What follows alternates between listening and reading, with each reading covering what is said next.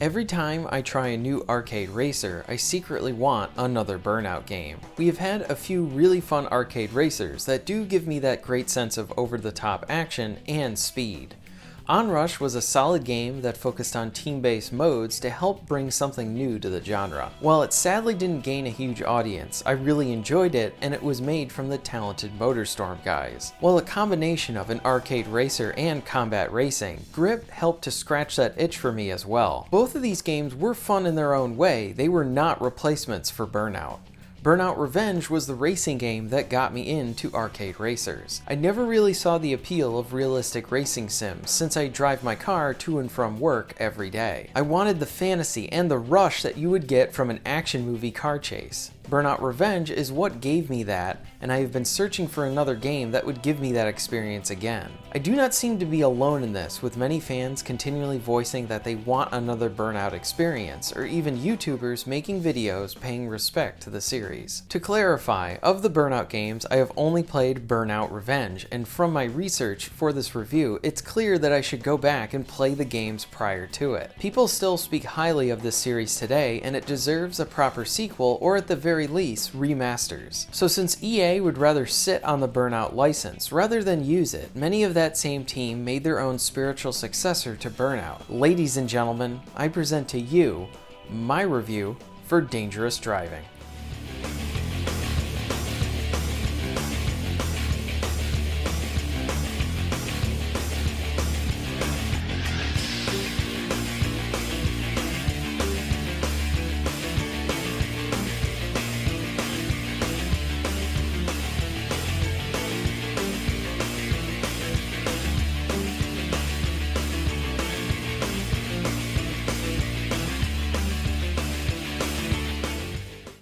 Dangerous Driving is a new arcade racer that puts the emphasis on driving fast and taking down other cars. The driving is fast and at times visceral. Through good visuals and sound effects, the sense of speed is properly conveyed to the player. Playing Dangerous Driving is a rush. Driving here feels like a high-octane chase in a summer blockbuster. The game encourages you to go fast, not just to win the race, but for the satisfaction within the flow of driving. Your actions while driving will continually increase your boost meter. You'll want to take advantage of every opportunity to gain more boost.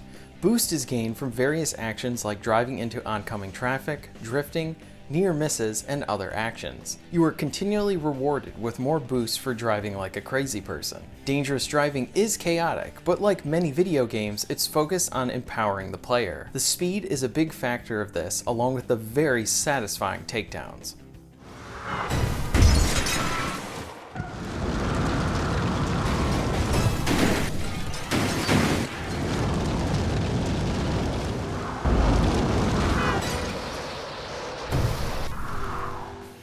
The takedowns really change up how you would normally think about a racing game. Generally, you are trying to beat everyone on the track and find ways to increase your speed without actually damaging or crashing your car. Dangerous Driving is in the same as Burnout in that it asks the player to use the car as a weapon. The player is rewarded for bumping into other cars in an effort to take them out.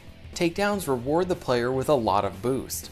Since driving at high speeds is very satisfying, the game puts you into a flow that you'll want to drive fast and actively seek out enemy cars to keep that speed going. When your boost runs out, you can feel that speed escaping you, and you'll want to hunt down another way to get that boost back. In a way, the driving is addicting because of the systems at play here while on the track. The game creates a compelling fantasy every time you start a race. I've been wanting a game that very much captures the magic of Burnout, and I can confidently say that Dangerous Driving really does capture that feel of Burnout.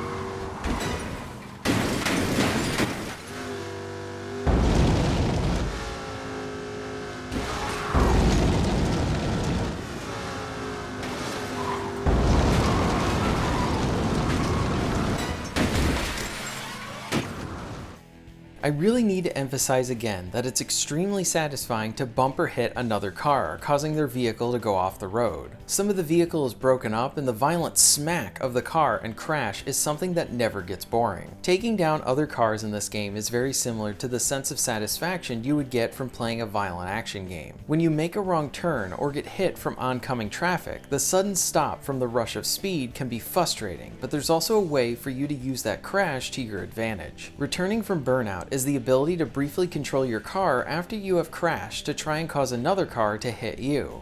And you'll want to try this because it's a great way for you to be able to get some speed after you've been hit.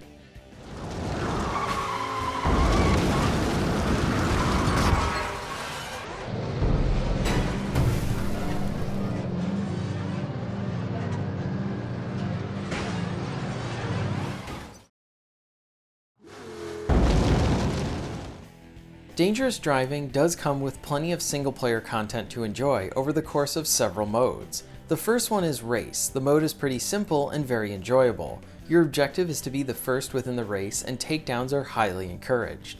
Heat Wave is a race mode that is solely focused on going fast. You cannot use your takedown moves, so you must rely on driving to gain boost.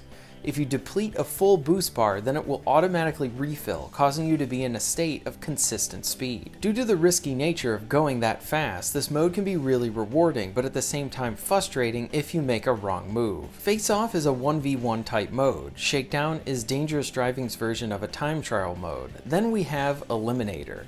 In this mode, you will try to not be the last one within the race. The last person in the race is eliminated at the end of each lap. This mode adds even more competitive tension to the racing. GP is a series of 3 races that you need to complete in sequence to try and get in first place. Survival is a solo event where you try to not crash and get through the checkpoints before time runs out.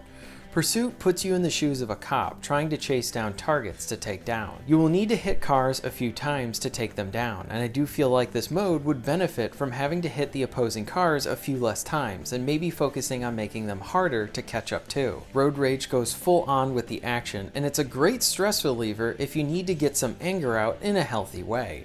Between the different events, the amount of missions, and the different tracks, there's enough variety to keep you engaged for the single player. I very much enjoyed playing Dangerous Driving, but I do need to bring up some of the flaws and areas to improve within the game. I do like that the single player tour does provide many events and race types, but I wish there was a sort of free play mode to really allow you to customize and make your own event types. In relation to customization, I do like that it has a nice variety of colors for you to choose for your cars, but I do think more customization is needed here as it would only enhance the experience. Another area that I feel like that needs to be mentioned is that on the base game systems for Xbox and PS4, the game runs at 30 FPS.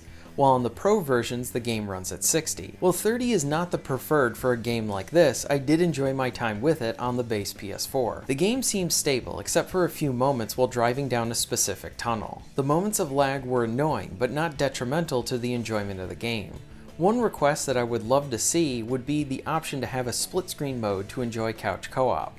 With the regular systems only reaching 30 FPS, I don't think this is realistic. Probably my biggest flaw with this game is the lack of an actual soundtrack used during the races themselves. The main menu does feature some music, but the races can be rather quiet. I understand that this is an indie project and the expected licensed music might be costly for a project like this, but I do think an original soundtrack would have benefited the gameplay. Since this game is very action-based, I think the use of a fast-paced action-like soundtrack would have only enhanced the gameplay. I'm going to show a gameplay clip as it is within the game, and then show the same clip and edit in some music into the background. I did this earlier for another game where I felt like the addition of music would have only helped the experience. So here we go, and you guys can be the judge whether the music actually makes it better or not.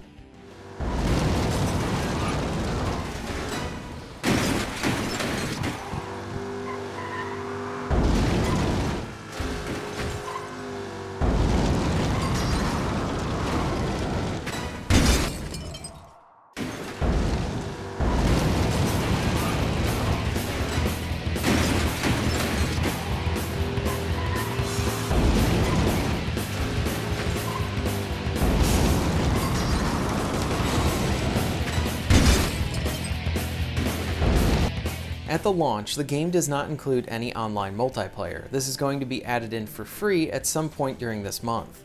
Even without multiplayer, there's plenty to enjoy for people that want a single player experience.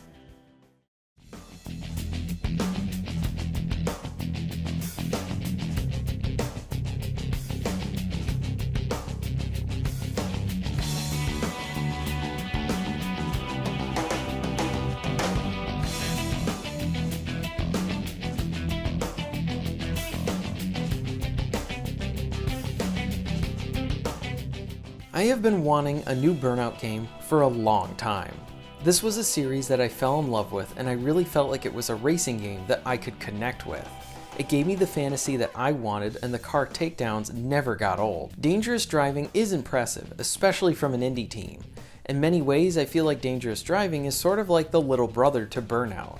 There are some areas that I think Dangerous Driving could improve on, and I hope it sells well so that we can see a sequel. Because I feel like a Dangerous Driving sequel has the potential to be a true spiritual successor to Burnout. As it stands, this is a solid racer that very much keeps the spirit of Burnout alive.